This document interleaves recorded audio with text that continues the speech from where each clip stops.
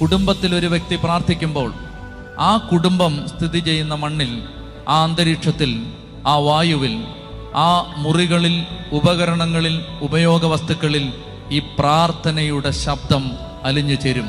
എത്രയോ കെട്ട വാക്കുകൾ ഉച്ചരിച്ച വീടാണിത്.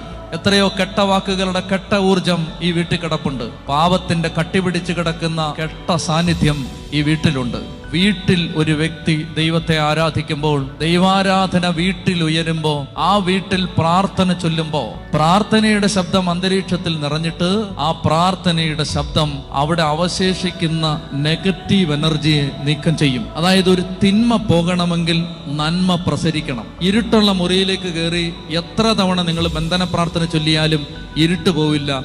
ലൈറ്റ് ഇടണം. ഇരുട്ടുള്ള മുറിയിൽ ഇരുട്ട് പോകണമെങ്കിൽ തിരി കത്തിക്കണം, വെളിച്ചം ഓണാക്കണം എന്ന് പറഞ്ഞ പോലെ ഈ അന്ധകാരം മാറണമെങ്കിൽ ദൈവശക്തി നിറയണം.